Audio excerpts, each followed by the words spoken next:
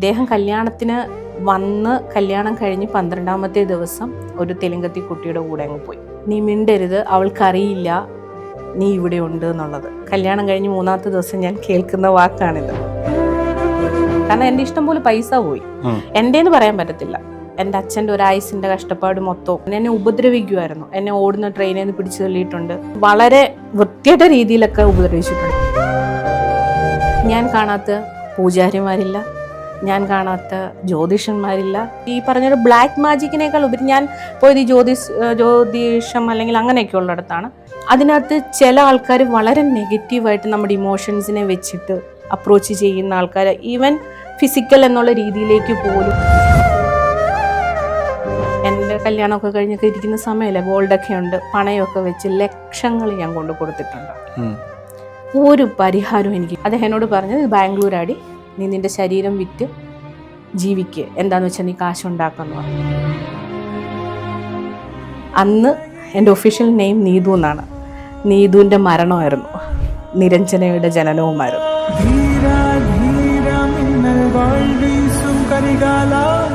Self experience കാണിക്കുമ്പോഴല്ല, ദാ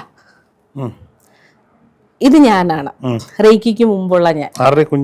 കുഞ്ഞിതെൻ്റെ ഫ്രണ്ടിൻ്റെ ഇതാണ്, കുട്ടിയാണ്. അവൾക്ക് ഞാനും മമ്മിയാണ്, ഞാനും അവളെ നോക്കുന്നുണ്ടായിരുന്നു. അപ്പോൾ ഇതായിരുന്നു ഞാൻ റേക്കിക്ക് മുമ്പ്. ഇന്ന് നിങ്ങൾ കാണുന്ന നിരഞ്ജനയിലേക്ക് ഞാൻ എത്തിയത് റേക്കി എന്ന് മാത്രമേ എനിക്ക് പറയാൻ പറ്റൂ. അതിപ്പം രൂപത്തിലുണ്ടായ മാറ്റമാണോ? രൂപത്തിലല്ല, ഞാൻ ആ ഒരു അവസ്ഥയിലേക്ക് പോയി. ഞാൻ അങ്ങനെ ഇരുന്ന ഒരാളല്ല. ഞാൻ ആ ഒരു അവസ്ഥയിലേക്ക് പോയത് മെൻ്റലി, ഇമോഷണലി, ഫിസിക്കലി. ഡിപ്രഷൻ എന്നും പറയാൻ പറ്റത്തില്ല, ട്രോമ എന്ന് പറയണം. ആ ഒരു അവസ്ഥയിലേക്ക് പോയെടുത്ത് നിന്ന് ഞാൻ ഒരുപാട് കാര്യങ്ങൾ പരീക്ഷിച്ച്, കാശ് നഷ്ടം, സമയനഷ്ടം, ഇമോഷൻസ്. നിരഞ്ജന ഇന്നലെ സംസാരിച്ചപ്പോൾ, കോൺക്ലേവിൽ സംസാരിച്ചപ്പോൾ കേട്ടു, ഒരുപാട് ഹൈന്ദവ മതത്തിലെയും ക്രൈസ്തവ മതത്തിലെയും ഇസ്ലാം മതത്തിലെയും ഒക്കെ പല ചടങ്ങുകളിലൂടെ, ആചാരങ്ങളിലൂടെയൊക്കെ, അതായത് ആ സിറ്റുവേഷൻ ഒന്ന് ഓവർകം ചെയ്യാൻ വേണ്ടി പോയിട്ടുണ്ട്. ബ്ലാക്ക് മാജിക് ഒക്കെ ചെയ്യാൻ പോയിട്ടുണ്ടോ? ബ്ലാക്ക് മാജിക് ചെയ്യാൻ പറ്റും എനിക്ക് പറയുന്നതിന് ഇതൊന്നുമില്ല. ഇത് കേൾക്കുന്ന ആളുകൾ തെറ്റിദ്ധരിക്കണ്ട, നിരഞ്ജന ചെയ്തു എന്നല്ല. നിരഞ്ജന ഈ മേഖലയിലേക്ക് വരുന്നതിന് മുമ്പ് അയാളുടെ ജീവിതത്തിലുണ്ടായ ചില ബുദ്ധിമുട്ടുകൾ കാരണം ഇതൊക്കെ കണ്ടിട്ട്, പല പരസ്യങ്ങളും വീഡിയോകളും പല ആളുകളും പറയുന്നത് കേട്ടിട്ട് ഇതൊക്കെ പ്രാക്ടീസ് ചെയ്യാൻ പോയ ഒരാളുടെ അനുഭവമാണ്. അപ്പോൾ ഞാൻ ഇത് വീണ്ടും വീഡിയോയിൽ പറയാനുള്ള കാരണം എന്ന് പറയുന്നത്, നിങ്ങൾ കേൾക്കണം, വ്യക്തമായി കേൾക്കുക. കാര്യം ഇപ്പോൾ ബാക്ക് മീഡിയയിൽ വരുന്ന ഗസ്റ്റുകളുടെ അടുത്ത് പോയിട്ട് പോലും എന്തുണ്ടാവും, ചിലപ്പോൾ നെഗറ്റീവായി ബാധിക്കപ്പെട്ട ആളുകൾ ഉണ്ടായേക്കാം.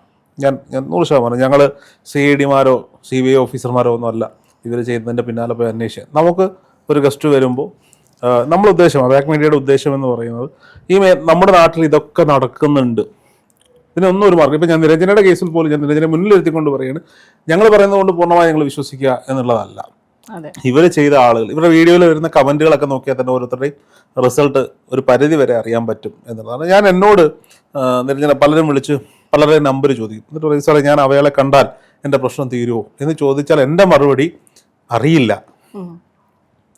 എന്നുള്ളതാണ്. ഇപ്പോൾ എന്നോട് ഒരാൾ വിളിച്ച് ഒരു റേക്കി ഹീലറുടെ നമ്പർ തരുമോ എന്ന് ചോദിച്ചാൽ ഞാൻ ചിലപ്പോൾ നിരഞ്ജന അടക്കം പലരുടെയും നമ്പർ കൊടുക്കാറുണ്ട്, പലർക്കും.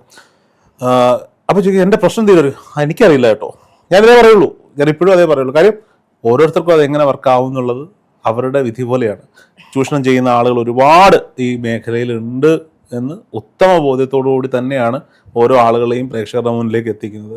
ഞങ്ങളുടെ വീഡിയോകൾ കണ്ട് ഇവരുടെ അടുത്ത് പോയി പൂജ, മന്ത്രവാദം, ഹീലിങ്ങുകൾ ഒക്കെ എടുക്കുന്നവർ അവരവരുടെ റിസ്കിൽ മാത്രം എടുക്കുക എന്ന് നമ്മൾ കൃത്യമായ ഡിസ്ക്ലെയിമർ വെച്ചിട്ട് തന്നെയാണ് വീഡിയോ പബ്ലിഷ് ചെയ്തുകൊണ്ടിരിക്കുന്നത്. അതുകൊണ്ട് ഞാൻ ചോദിക്കുകയാണ്, നിരഞ്ജന ഒരു സാധാരണ പത്തനംതിട്ടയിലെ ഒരു സാധാരണ കുടുംബത്തിൽ ജനിച്ച് വളർന്ന് മെഡിക്കൽ പ്രൊഫഷനിൽ നേഴ്സായി, പിന്നീട് താങ്കളുടെ പ്രണയം, വിവാഹത്തിന് ശേഷം ഉണ്ടാകുന്ന താങ്കളുടെ ജീവിതത്തിൽ ഉണ്ടാകുന്ന പ്രശ്നങ്ങൾ, ഈ പ്രശ്നങ്ങളൊക്കെ ഓവർകം ചെയ്യാൻ താങ്കൾ സ്വീകരിച്ച മാർഗങ്ങൾ എന്തൊക്കെയായിരുന്നു എന്ന് പറയൂ, കേൾക്കട്ടെ.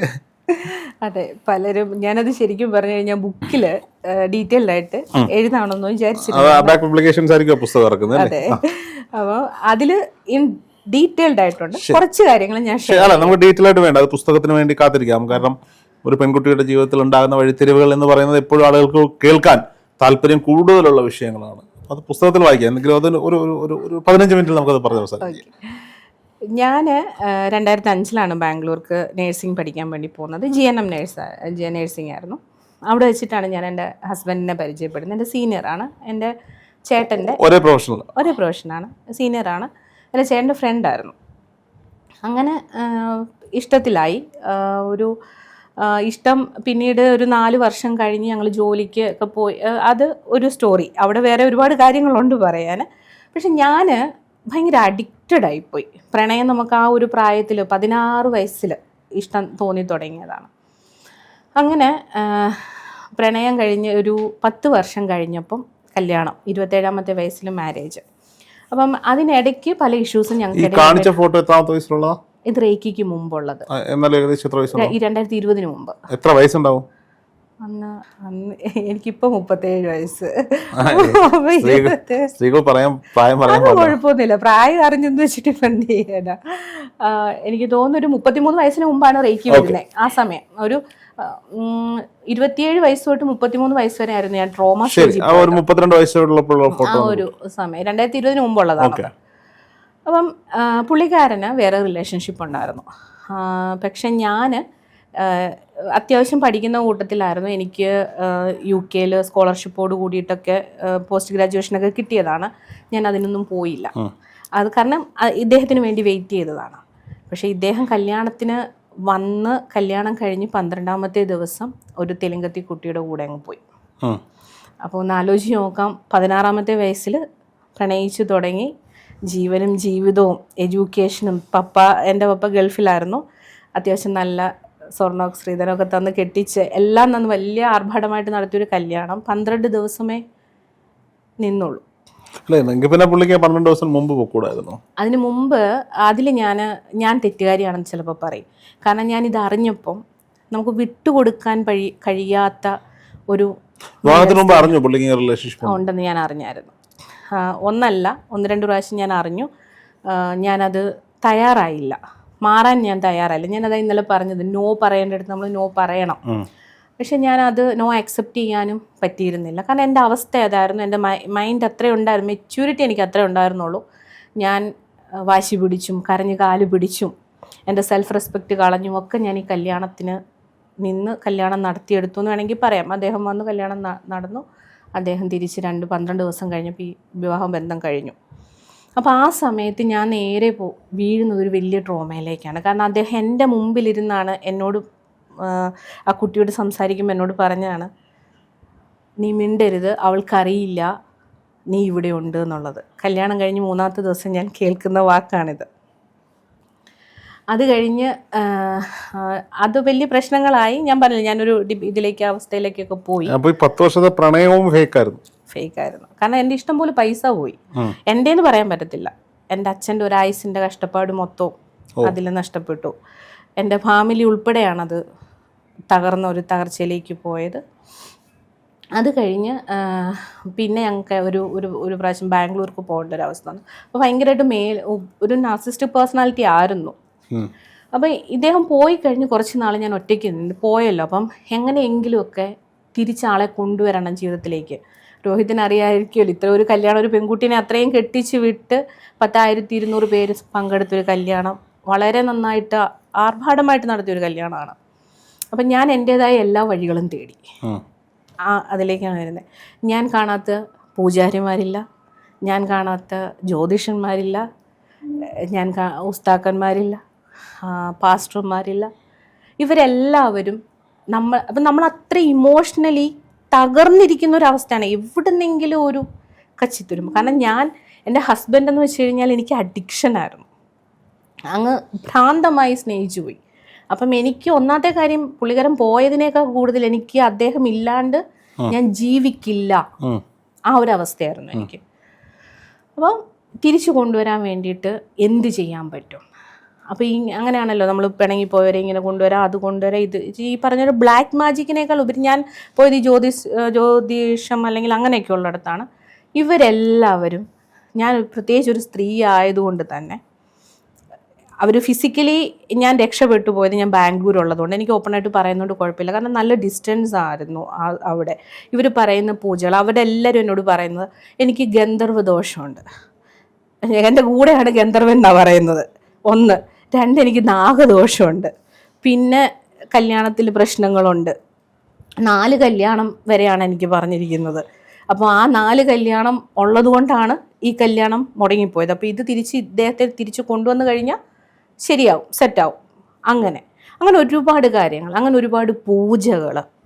അതിനകത്ത് ചില ആൾക്കാർ വളരെ നെഗറ്റീവായിട്ട് നമ്മുടെ ഇമോഷൻസിനെ വെച്ചിട്ട് അപ്രോച്ച് ചെയ്യുന്ന ആൾക്കാർ, ഈവൻ ഫിസിക്കൽ എന്നുള്ള രീതിയിലേക്ക് പോലും അപ്രോച്ച് ചെയ്യുന്ന രീതിയിലേക്ക് പോകും.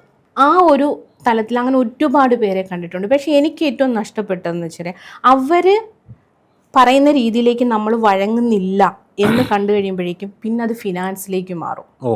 അവരൊരു വലിയ ഓക്കെ നിങ്ങൾക്ക് അങ്ങനെ പറ്റില്ല എന്നുണ്ടെങ്കിൽ ഇങ്ങനെ ഒരു പൂജ ചെയ്യാം, അപ്പം നമുക്കൊരു കാര്യം ചെയ്യാം, എന്നാൽ ഇത്ര രൂപയാകും.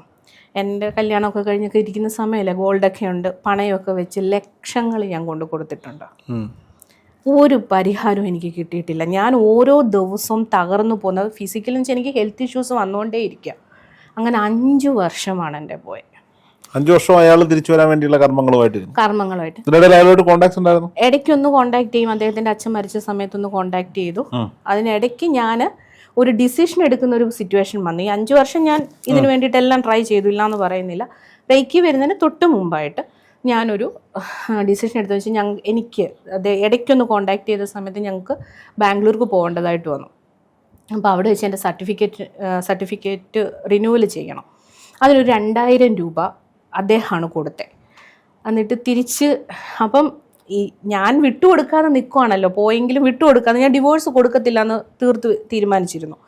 അപ്പം ഈ പെൺകുട്ടിയുടെ പേരും പറഞ്ഞ് ഞാനിങ്ങനെ വഴക്കുണ്ടെങ്കിൽ റോഡിൽ നിൽക്കുകയാണ്, ബാംഗ്ലൂരും മത്തിക്കര എന്ന് പറയുന്നൊരു സ്ഥലത്ത് രാവിലെ. അപ്പം ഈ വഴക്കിനിടയിൽ ഈ സർട്ടിഫിക്കറ്റിന് കൊടുത്ത ക്യാഷ് ഇദ്ദേഹം എൻ്റെ പേഴ്സിൽ നിന്ന് തിരിച്ചെടുത്തു. അപ്പോൾ അന്ന് 2300 രൂപ എന്തോ ഉള്ളൂ എൻ്റെ കയ്യിൽ. അന്ന് GPay അതൊന്നും ഞാൻ യൂസ് ചെയ്യുന്ന സമയമൊന്നുമല്ല. ഇദ്ദേഹം എടുത്തിട്ട് ഞാൻ നിൽക്കുകയാണ് ബാംഗ്ലൂർ, ഭാഷ അറിയാതെ, എങ്ങോട്ട് പോകണമെന്നറിയാതെ. ഇന്നത്തെ പോലെ ബാംഗ്ലൂർ അത്ര പരിചയമല്ല എനിക്ക്, ഞാൻ അവിടെ പഠിച്ചിട്ടുണ്ടെങ്കിൽ പോലും ലാംഗ്വേജ് അറിയില്ല. രാവിലെ എങ്ങോട്ട് പോകണം, ഏത് ബസ്സിന് കയറണം എന്നറിയാതെ എൻ്റെ കയ്യിൽ 300 രൂപയുള്ളൂ. ഞാൻ അന്ന് കരഞ്ഞ് കാല് പിടിച്ചു. ഞാൻ നാട്ടിലെത്തിയിട്ട് അമ്മയുടെ കയ്യിൽ നിന്ന് ബാങ്കിൽ നിന്ന് ട്രാൻസ്ഫർ ചെയ്ത് തരാം. അപ്പോൾ ഇവിടെ ഞാൻ ചെയ്തൊരു വലിയ മിസ്റ്റേക്ക്, എൻ്റെ പ്രശ്നങ്ങൾ ഞാൻ എൻ്റെ ഫാമിലിയിൽ പറയില്ലായിരുന്നു. ഇങ്ങനെ ഉള്ളിൽ ഒതുക്കി ഞാൻ തന്നെ മാനേജ് ചെയ്ത്, ഞാൻ തന്നെ പെൺകുട്ടികളെ വിളിക്കുക. ഇത് കഴിഞ്ഞ് ഞാനൊരു സ്റ്റോറിയും കൂടി പറയാം. പെൺകുട്ടികളെ വിളിക്കുക, ആ കുട്ടിയോട് സംസാരിക്കുക, ഇതൊക്കെ ഞാൻ ചെയ്തിട്ടുണ്ട് എനിക്ക് ഇദ്ദേഹത്തിനെ തിരിച്ചു കിട്ടാൻ വേണ്ടി. അന്ന് അദ്ദേഹം ഈ റോഡിൽ നിന്ന് ഈ ക്യാഷ് തിരിച്ചെടുക്കുന്ന സമയത്തിനോട് പറഞ്ഞ്, ഇത് ബാംഗ്ലൂരാടി, ശരീരം വിറ്റ്, അത് വേറെ ഇല്ലാണ് പറഞ്ഞത്. അദ്ദേഹം എന്നോട് പറഞ്ഞത്, ഇത് ബാംഗ്ലൂരാടി, നീ നിൻ്റെ ശരീരം വിറ്റ് ജീവിക്ക്, എന്താണെന്ന് വെച്ചാൽ നീ കാശുണ്ടാക്കുമെന്ന് പറഞ്ഞു. അന്ന് എൻ്റെ ഒഫീഷ്യൽ നെയിം നീതു എന്നാണ്. നീതുവിൻ്റെ മരണമായിരുന്നു, നിരഞ്ജനയുടെ ജനനവുമായിരുന്നു. അന്ന് ഞാൻ അത്രയും ഞാൻ ഒരുപാട് ആ പെൺകുട്ടിയുടെ കാലിൽ ഞാൻ വീണിട്ടുണ്ട് ഒരു പ്രാവശ്യം. എൻ്റെ ജീവിതം നശിപ്പിക്കരുതെന്ന് പറഞ്ഞ എൻ്റെ ഇടയ്ക്ക് അതൊക്കെ ഉണ്ടായിട്ടുണ്ട്. ഈ 5 വർഷത്തിനിടയിൽ സംഭവിച്ചിട്ടുണ്ട്. അറിയില്ല, ഇപ്പം ഞാൻ വിട്ടു. ഓക്കെ, അത് എൻ്റെ സെൽഫ് റെസ്പെക്റ്റ് നഷ്ടപ്പെട്ട ഒരു കേസാണത്. എന്ന് വെച്ചാൽ ഞാൻ ആ പെൺകുട്ടിയുടെ കാലിൽ ചെന്നിട്ട് കെട്ടിപ്പിടിച്ചിട്ട് ഞാൻ കരഞ്ഞിട്ട് പറഞ്ഞു, എൻ്റെ ആളുടെ പേര് പറഞ്ഞിട്ട് പറഞ്ഞു, എനിക്ക് തിരിച്ചു തരണം ആളെന്ന് പറഞ്ഞപ്പോൾ അവൾ ഇങ്ങനെ കുറേ നേരം എന്നെ ഇങ്ങനെ നോക്കിയിട്ട് ഇങ്ങനെ കൈ ഞൊടിച്ചിട്ട് പറഞ്ഞു, ഞാൻ തരുന്ന ഭിക്ഷയാണ് നിനക്ക്, ഞാൻ എപ്പോൾ വിളിച്ചാലും അവൻ എൻ്റെ കൂടെ തിരിച്ചു പോരും എന്ന് പറഞ്ഞു. അന്ന് ഇത് ഞാൻ ഇത്ര ഓപ്പണായിട്ട് പറയുന്നത് ഒരു ആളും ചെയ്യരുത് ഇങ്ങനെ. അതുകൊണ്ടാണ് ഞാൻ ഇത്ര ഓപ്പണായിട്ട് പറയുന്നത്. കാരണം അല്ലാതെ നമുക്ക് പറ്റും, നമ്മളൊന്ന് മെൻ്റലി സ്ട്രോങ് ആയാൽ നമുക്ക് പറ്റും ജീവിക്കാൻ. അത് കഴിഞ്ഞ് അത് കഴിഞ്ഞ് പിന്നെയും പ്രശ്നങ്ങളൊക്കെയാണ്. പിന്നീട് ഞാൻ രോഹിത്തിനോട് ചോദിച്ചില്ല, ഇതിന് മുമ്പ് അറിയില്ലായിരുന്നോ എന്ന് ചോദിച്ചില്ല മാരേജിൻ്റെ ഇടയിൽ. അതൊരു വേറൊരു കുട്ടിയുടെ കാര്യമാണ്. ഇതിന് മുമ്പ് ഒരു കുട്ടി, ഒരു മലയാളി കുട്ടി എന്നെ വിവാഹത്തിന് എല്ലാം ഉറപ്പിച്ചതിന് ശേഷം ഒരു പ്രാവശ്യം വിളിച്ചിട്ട് അവൾ എന്നോടൊരു സ്റ്റോറി പറഞ്ഞു. ചേച്ചി, ഞാൻ പ്രശ്നം സോൾവ് ചെയ്യാൻ പോയതാണ്, ഇതിൽ ഇവരുടെ ഫാമിലിക്ക് ഒരു ഇൻവോൾവ്മെൻ്റ് ഉണ്ട്. അപ്പോൾ അവർ തന്നിട്ടാണ് ഞാൻ ഈ കുട്ടീനെ വിളിക്കുന്നത്. അവർ വിളിച്ചപ്പോൾ എന്നോട് പറഞ്ഞ്, ആ കുട്ടി എന്നോട് പറയാം, ചേച്ചി ചേട്ടൻ ഇങ്ങനെ ഞങ്ങളുടെ അടുത്തൊരു ചേച്ചിക്ക് അറിയില്ല ചേട്ടൻ എന്തുമാത്രം ആൻസൈറ്റി ഡിപ്രഷനിലൂടെ പോയ ആളാണെന്ന്. ചേട്ടനൊരു ചേച്ചീനെ ഇഷ്ടമായിരുന്നോ, ചേച്ചിയുടെ പേര് നീതു എന്നാ. പക്ഷെ എന്താ സംഭവിച്ചതെന്ന് വെച്ച് കഴിഞ്ഞാൽ ട്രിവാൻഡ്രം സ്റ്റാച്യു ജംഗ്ഷൻ അവിടെ കൂടി ബൈക്കിൽ പോകുന്ന സമയത്ത് ഒരു ടിപ്പർ ലോറി വന്ന് ഇടിച്ചിട്ട് ഈ ചേച്ചി ആ ചേട്ടൻ്റെ മുമ്പിൽ വെച്ച് ഓൺ സ്പോട്ടിൽ ഡെത്തായി. അപ്പം ഞാൻ പറഞ്ഞ മോളെ നീ പറയുന്ന നീതു ഞാനാ. അതായത് ആ കുട്ടീനെ ഇതാക്കാൻ വേണ്ടിയിട്ട് പറഞ്ഞ സ്റ്റോറി ഇതാണ്. എന്നിട്ട് പുള്ളിക്കാരൻ പൊട്ടിക്കരഞ്ഞു എന്ന് ആളുടെ മുമ്പിൽ ഇരുന്നിട്ട്. കല്യാണം ഞാൻ ആ സമയത്ത് ഇദ്ദേഹത്തോട് ചോദിച്ചപ്പോൾ എന്നോട് പറയാം ഞാനൊരു തമാശ പറഞ്ഞതാണ്. ഈ പറഞ്ഞ കുട്ടി അയാളുടെ വേറെ പ്രണയമാണ്. അത് ഒരു അതായത് പറഞ്ഞ ബുക്കിൽ ഞാൻ വിശദമായി A to Z എഴുതിയിട്ടുണ്ടെന്ന് പറഞ്ഞത് ഇല്ല. ഇതിനകത്ത് കുറേ ഫോൾട്ട് എൻ്റെ സൈഡിലുണ്ട് ഉണ്ട്. ഞാനത് അക്സെപ്റ്റ് ചെയ്യുന്നതിന് കാരണം ഞാൻ പലപ്പോഴായിട്ട് ഈ കാര്യങ്ങൾ അറിഞ്ഞപ്പോൾ ഞാൻ ഇതിൽ നിന്ന് മാറണമായിരുന്നു. പക്ഷെ ഞാനവിടെ മെൻ്റലി ബ്ലോക്കായി കിടന്നു. അവിടുന്ന് ആ ആളിൽ നിന്ന് വിട്ടുപോരാൻ എനിക്ക് പറ്റുന്നില്ല. അത് ചില ആൾക്കാർക്ക് റിലേറ്റ് ചെയ്യാൻ പറ്റും. ഇപ്പോഴോ അല്ല, എൻ്റെ കോൺടാക്ട് ലിസ്റ്റിലുണ്ട്. കഴിഞ്ഞ ദിവസത്തെ ആ ഒരു അവാർഡിൻ്റെ ഒരു ഇത് കണ്ടപ്പോൾ എനിക്ക് ഓൾ ദി ബെസ്റ്റ് ഒക്കെ പറഞ്ഞിരുന്നു. ആളോട് എനിക്കൊരു ദേഷ്യമില്ല. എനിക്ക് എൻ്റെ മരണം വരെ എനിക്ക് ആളോട് പിണക്കുമോ വിദ്വേഷമോ ഒന്നുമില്ല. ഇനി ഞാൻ തമാശയ്ക്ക് പറയും തന്ന പെയിനാണ് ഇന്നത്തെ നിരഞ്ജന. കാരണം ആളൊരു 10 വർഷം അല്ലെ 18 വർഷം ഞാൻ ഒരു വ്യക്തിക്ക് വേണ്ടിയിട്ട് എൻ്റെ നല്ല പ്രായം കളഞ്ഞ. അപ്പം ആ ഒരു ട്രോമയിൽ നിന്ന് രക്ഷപ്പെട്ട് ഞാൻ ഇന്നിവിടെ വന്നിരിക്കുന്നുണ്ടെങ്കിൽ അതെനിക്ക് റേക്കി മാത്രമേ പറയാൻ പറ്റൂ. ഇത് മാത്രമല്ല ഞാൻ പറയുന്നത്. ഞാൻ അവിടെ തകർന്നത് എൻ്റെ എഡ്യൂക്കേഷൻ പോയി. എനിക്ക് കാനഡ മൈഗ്രേഷൻ കിട്ടിയതായിരുന്നു. UK എനിക്ക് അഡ്മിഷൻ കിട്ടിയതാണ്. അത് രണ്ടും കളഞ്ഞിട്ട് ഇതിൻ്റെ പുറകെ പോയ ആളാണ്. പിന്നീട് എൻ്റെ പഠിത്തം പകുതി വെച്ച് നിർത്തി. അതായത് പിന്നെ വർക്ക് ഇതിനൊന്നും പോകാൻ പറ്റാതെ ഇതവസ്ഥ അങ്ങനെ ഒത്തിരി സിറ്റുവേഷനിലൂടെ കടന്നു പോയ ഒരാളാണ്. എന്തിന് ബാംഗ്ലൂർ ചെന്ന് ഒരു നേരത്തെ ആഹാരം എനിക്ക് ഹോസ്റ്റലിൽ നിന്ന് കിട്ടാതെ വന്ന സമയത്ത് എങ്ങോട്ട് പോകണം എന്നറിയാതെ ബാഗ് എടുത്തുകൊണ്ട് ബാംഗ്ലൂർ ഒരാളുടെ സഹായമില്ലാതെ നിൽക്കേണ്ട ഒരു അവസ്ഥ എനിക്ക് വന്നിട്ടുണ്ട്. ഫീസ് അടയ്ക്കാനില്ലാതെ. പിന്നെ ഞാൻ ജോബിന് കയറി. സെക്കൻഡ് ഇയർ ഞാൻ കംപ്ലീറ്റ് ചെയ്യുന്നത് അങ്ങനെയാണ്. അവിടെ വർക്ക് ചെയ്തുകൊണ്ട് നൈറ്റ് ഡ്യൂട്ടിയുടെ സമയത്തും പഠിച്ച് BSc MSc കംപ്ലീറ്റ് ചെയ്തു. ഞാനൊരു സംശയം ചോദിച്ചോട്ടെ, ഈ 12 ദിവസം കഴിഞ്ഞ് ഇയാൾ പോയി എന്ന് പറയുന്നു. അപ്പോൾ വീട്ടുകാർ തന്നെ അറിയുന്നത്? വീട്ടുകാർ കുറേ കാലം കഴിഞ്ഞിട്ടാണ് ഈ പ്രശ്നം. ഞാൻ അവരുടെ വീട്ടിൽ പോകത്തില്ലായിരുന്നു. അവിടെ നിന്ന് ഇറങ്ങിയായിരുന്നു അവരുടെ വീട്ടിൽ നിന്ന്. അവരുടെ വീട്ടിൽ നിന്ന് ഞാൻ ഇറങ്ങുന്നതിനൊരു കാരണം കൂടി എന്തെന്ന് വെച്ച് കഴിഞ്ഞാൽ എനിക്ക് 139 എൻ്റെ സ്വർണം തന്നാ കെട്ടിച്ച്. കല്യാണത്തിന് ഞാൻ അവിടെ ചെന്ന് കഴിഞ്ഞപ്പോൾ തൊട്ടിട്ട് ഇത് എന്നോട് ചോദിക്കാൻ തുടങ്ങി. അപ്പം ഞങ്ങൾക്കിടയിൽ ഒരു പ്രശ്നം ഉണ്ടല്ലോ ഞങ്ങൾക്കിടയിൽ. അപ്പം ഇത് മുമ്പോട്ട് പോയില്ലോ എന്നറിയാതെയാണ് ഞാൻ. ഈ 12 ദിവസം കഴിഞ്ഞ് ഇയാൾ പോയെങ്കിലും ആ വീട്ടിൽ തുടർന്നു കുറേ കാലം കൂടി? ഇല്ല, ഞാൻ അവിടെ നിന്ന് ഇറങ്ങുമായിരുന്നു. ഞാൻ ആ വീട്ടിൽ നിന്ന് ഇറങ്ങുമായിരുന്നു ചെയ്തത്. എൻ്റെ വീട്ടിലേക്കാണ് പോയത്. അപ്പോൾ എൻ്റെ വീട്ടിലേക്ക് ചെന്നപ്പോൾ പുള്ളിക്കാരൻ തിരിച്ച് ഹൈദരാബാദിലേക്ക് പോവുകയാണ് ചെയ്തത്. അപ്പം ആ സമയത്തൊന്നും ഞാൻ പറയുന്നില്ല, വീട്ടിലൊന്നും പറയുന്നൊന്നുമില്ല. ഈ ഗോൾഡിൻ്റെ ഇത് പ്രശ്നം വന്നപ്പോൾ അവിടെ വസ്തു വാങ്ങിക്കണം, പലിശയ്ക്ക് അത് വിറ്റിട്ട് പലിശയ്ക്ക് പൈസ കൊടുക്കണം, അല്ലെങ്കിൽ വീട് വാങ്ങിക്കണം, അങ്ങനെയൊക്കെയുള്ള ഡിമാൻഡുകൾ വന്നപ്പോൾ ഞാൻ എന്ത് ചെയ്തു എന്ന് വെച്ചാൽ, നമ്മൾ തിരിച്ച് കല്യാണം കഴിഞ്ഞിട്ട് ലീവിന് വീട്ടിൽ വരുമോ വെച്ചാൽ വിരുന്നിന് വീട്ടിൽ വരുമല്ലോ, ആ സമയത്ത് ആരും അറിയാതെ ഞാൻ ഈ ഗോൾഡെല്ലാം കൂടി എടുത്തിട്ട് ഞാൻ എൻ്റെ വീട്ടിലേക്ക് തിരിച്ചു കൊണ്ടുവന്നിട്ട് എൻ്റെ പേരിൽ ലോക്കറിൽ വെച്ചു. അത് ഭയങ്കര പ്രശ്നമായി. കാരണം തൻ്റെ അടി അല്ലെങ്കിൽ അങ്ങനെയൊക്കെയുള്ള ഒരു പേരൊക്കെ വന്ന് അവരങ്ങ് എഗനസ്റ്റായി. ഫാമിലിയിൽ നിന്ന് കുറച്ച് സപ്പോർട്ടില്ലാതെയായി. എൻ്റെ അല്ല, പുള്ളിക്കാരൻ്റെ ഫാമിലിയിൽ നിന്ന്. പിന്നെ അങ്ങോട്ടും ഇങ്ങോട്ടും സംസാരമായി. 1 മാസം കഴിഞ്ഞപ്പം പതുക്കെ വീട്ടിൽ കാര്യങ്ങളൊക്കെ ഇതായി. എന്നെ സൈക്കാട്രിസ്റ്റിനെ കാണിക്കാനൊക്കെ കൊണ്ടുപോയിട്ടുണ്ട്. കാരണം അവർ 10 വർഷം എൻ്റെ വളരെ കാമായിട്ട്, അല്ലെങ്കിൽ പുള്ളിക്കാരൻ എനിക്ക് തന്ന പെയിനൊന്നും കണ്ടിട്ടില്ല. ഞാൻ കരഞ്ഞു തീർത്തിട്ടുള്ളത് എൻ്റെ ബെഡ്റൂമിലാണ്. ഒരു കണ്ണാടിക്ക് മുമ്പിൽ ഞാൻ നിന്ന് കരഞ്ഞ് മുടിയൊക്കെ ഇങ്ങനെ വലിച്ച് പറിച്ച് അങ്ങനെ ഇതായിട്ട് നിൽക്കുന്നത്. എൻ്റെ വീട്ടുകാരൊന്നും ആരും കണ്ടിട്ടില്ല അത്, ആ ഒരു സിറ്റുവേഷൻ. ഇവർ പിന്നെ കാണുന്നത് ഇദ്ദേഹത്തിനെ ഞാൻ ഭയങ്കരമായിട്ട് ഫയർ ചെയ്യുന്നതും വഴക്ക് പറയുന്നതും ഈ ആളുടെ ഒപ്പം എനിക്ക് ജീവിക്കാൻ പറ്റില്ല എന്നുള്ള എൻ്റെ വേറൊരു ഫേസാണ് കാണുന്നത്. അപ്പോൾ എല്ലാവരും വിചാരിക്കുന്നത് എന്താ, എനിക്കാണ് പ്രശ്നം. അങ്ങനെ അവരെന്നെ കൊണ്ടുപോയി എനിക്ക് 1 മന്ത് സൈക്കാട്രിക് മെഡിസിൻ പ്രിസ്ക്രൈബ് ചെയ്താ. ഞാൻ കഴിച്ചില്ല, മെഡിക്കൽ പ്രൊഫഷൻ ആയതുകൊണ്ട്. അങ്ങനെ വരെയും കൊണ്ടുപോയിട്ട്, അതായത് നമ്മളൊരു പ്രശ്നം ചൂണ്ടിക്കാണിച്ചപ്പം സ്വന്തം വീട്ടിൽ നിന്നാണോ ഭർത്താവിൻ്റെ വീട്ടിൽ നിന്നാണോ കൊണ്ടുപോയത്? അവരാണത് ഇത് എല്ലാം കൊണ്ടുപോയത്. പക്ഷെ എൻ്റെ വീട്ടിൽ നിന്നും അമ്മയും വന്നിരുന്നു കൗൺസിലിങ്. അതായത് അവരെന്താണ് ചിന്തിക്കുക, പൊക്കോട്ടെ ഒത്തുപോട്ടെ എന്നുള്ള ഒരു ഇത്. പക്ഷെ എൻ്റെ ഫാമിലിയിൽ എന്നെ അങ്ങ് അത്ര ഫോഴ്സ് ഒന്നും ചെയ്തിട്ടില്ല. അവർ എന്നെ വെൽക്കം ചെയ്തിട്ടേ ഉള്ളൂ. അവരുടെ ഭാഗത്തുനിന്ന് ട്രൈ ചെയ്തിട്ടുണ്ട്. പിന്നെ ഞാൻ ഓപ്പൺ ആയിട്ട് പറഞ്ഞു. എന്നെ ഉപദ്രവിക്കുമായിരുന്നു. എന്നെ ഓടുന്ന ട്രെയിനിൽ നിന്ന് പിടിച്ചു തള്ളിയിട്ടുണ്ട്. അങ്ങനെ ഒരുപാട് ഉപദ്രവിച്ചിട്ടുണ്ട്.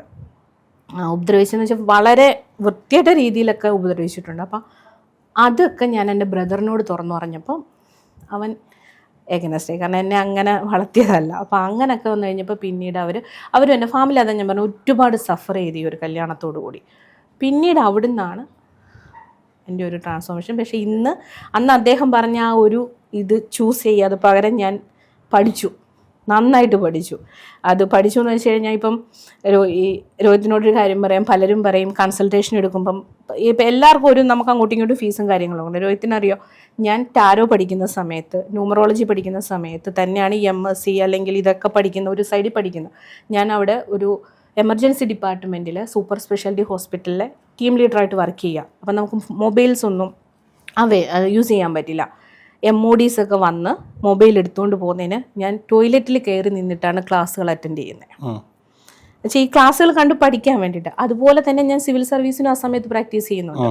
നല്ല രീതിയിൽ എഫോർട്ട് എടുത്തിട്ടുണ്ട്. പക്ഷേ ഞാൻ എൻ്റെ ഇൻവെസ്റ്റ്മെൻറ്റ് ഫുള്ള് ഞാൻ കൊടുത്തത് എഡ്യൂക്കേഷനിലാണ്. ഇതിൽ തന്നെ നഴ്സിംഗിൽ തന്നെയാണെങ്കിൽ MSc എടുത്തതിന് ശേഷം ഞാൻ ലെക്ചർ പോസ്റ്റിലേക്ക് മാറി. അതിനുശേഷം ക്ലിനിക്കൽ സൈക്കോളജി അതിലേക്ക് മാറി. ഇന്നൊരു കമ്പനി റൺ ചെയ്യുന്നു, 2 ബിസിനസ്സുണ്ട്. ഈവൻ ഇതിലേക്ക് വരുമ്പോൾ ഹോളിസ്റ്റിക് ഹീലിങ്ങിലേക്ക് വരുമ്പം എല്ലാ കോഴ്സുകളും ഇൻ്റർനാഷണൽ സർട്ടിഫിക്കേഷനോടെ ചെയ്തു. പലതരത്തിലുള്ള ഹീലിംഗ് മൊഡാലിറ്റീസ് പഠിച്ചു. ഒരുപാട് ഇതിലേക്ക് എനിക്ക് മാറാൻ പറ്റി. അതിന് തുടക്കം കുറിച്ചത് റേക്കിയാണ്. റേക്കി എൻ്റെ അടുത്തേക്ക് വന്നപ്പോൾ ഞാൻ എന്ത് ചെയ്തു, എൻ്റെ എനർജി ലൈൻ അല്ലെങ്കിൽ എനർജി ബൂസ്റ്റായി, അല്ലെങ്കിൽ ഞാൻ ക്ലെൻസായി, എൻ്റെ ബ്ലോക്കുകൾ മാറി, എനിക്ക് മെൻ്റൽ ക്ലാരിറ്റി ഉണ്ടായി. ഞാൻ നോ പറയേണ്ടടുത്ത് നോ പറഞ്ഞു. സെക്കൻഡ് ലെവൽ കഴിഞ്ഞപ്പോൾ ഞാനാണ് പോയി അപ്ലൈ ചെയ്യുന്നത് ഡിവോഴ്സിനാണ്. അദ്ദേഹം അവിടെയും എന്നെ പറ്റിച്ചതേ ഉള്ളൂ. ഞാൻ ഒന്നും വാങ്ങിച്ചിട്ടില്ല, ഒരു കേസും ഞാൻ ഫയൽ ചെയ്തില്ല. എനിക്ക് ഡിവോഴ്സ് വേണം. 2024 എനിക്ക് ഡിവോഴ്സ് കിട്ടുന്നത്. അതായിരുന്നു ഫസ്റ്റ് ഡിസിഷൻ എടുക്കുന്നത്. ഞാൻ വേണ്ട എന്ന് വെക്കുന്നത്, ഞാൻ ഇത് കൊടുക്കില്ല, അദ്ദേഹം പോയെങ്കിൽ പൊക്കോട്ടെ, ഡിവോഴ്സ് കൊടുക്കില്ല, ഞാനിങ്ങനെ ജീവിക്കാം എന്ന് പറയുന്നൊരു ആറ്റിറ്റ്യൂഡായിരുന്നു എനിക്ക്. പക്ഷെ ഞാൻ ജീവിച്ചില്ല. ഇന്ന് ന്യൂ ഇയറിൻ്റെ മെസ്സേജസ് വരുമ്പോൾ സമയത്ത് എത്ര കുട്ടികൾ, അല്ലെങ്കിൽ ഞാൻ പഠിപ്പിക്കുന്നത് കൂടുതലും പ്രായത്തിൽ കൂടുതലും ഒരുപാട് പേരുണ്ട്. ഇന്നിങ്ങോട്ട് വരുന്നതിന് മുമ്പ് എൻ്റെ ഒരു പ്രിയപ്പെട്ട സ്റ്റുഡൻറ്റ് എന്നെ വന്ന് കണ്ട് ഹഗ് ചെയ്തിട്ട് പറഞ്ഞിട്ട് പോയത്, മാം 2025 എനിക്ക് കിട്ടിയ ഏറ്റവും വലിയ ബ്ലെസ്സിങ്സാണ് മാം. റേക്കി എന്നിലേക്ക് വന്നു, ഒരുപാട് മാറ്റങ്ങൾ വന്നു. എത്ര കുട്ടികളുടെ മെസ്സേജ് ഉണ്ടെന്നറിയാമോ ഈ സെയിം ഇതുപോലെ. ഞങ്ങൾ ഇന്ന് ഹാപ്പിയായിട്ട് 2026 വന്നിട്ടുണ്ടെങ്കിൽ മാമിനെ കണ്ടെത്തിയത് ഒരു വലിയ ഇതാണ്. എന്നിലേക്ക് എത്തുന്നവരെ ഞാൻ പഠിപ്പിക്കുന്നു, എൻ്റെ ജീവിതം കൊണ്ട് ഞാൻ കാണിച്ചു കൊടുക്കുന്നു. അപ്പം ഞാൻ എല്ലാവരോടും അത് പറയുന്നത്, നിങ്ങൾക്ക് ബുക്ക് വായിക്കുമ്പോൾ മനസ്സിലാവും ഞാൻ ഇതൊന്നും അല്ല, ഇതൊരു ശതമാനം പോലും ഇല്ല. അപ്പോൾ അത്രയും ഇതിൽ നിന്ന് എനിക്ക് ചൈൽഡ്ഹുഡ് ട്രോമയുണ്ട്. ഞാൻ ശരിക്കും പറഞ്ഞാൽ 6ാം ക്ലാസ്സിൽ പഠിക്കുമ്പം ഉള്ളത് വരെയുള്ള എനിക്ക് നല്ല ഓർമ്മകളുള്ളൂ ലൈഫിൽ. പിന്നെ 33 വയസ്സ് വരെ ഞാൻ ഒരിക്കൽ വിചാരിച്ചിട്ടുണ്ട്, ഇനി ഹാപ്പിനെസ് എന്ന് പറയുന്ന ഫീലിങ്സ് എൻ്റെ ലൈഫിൽ ഇനി ഞാൻ മരണം വരെ അനുഭവിക്കില്ല എന്ന് കരുതിയ ആളാണ്.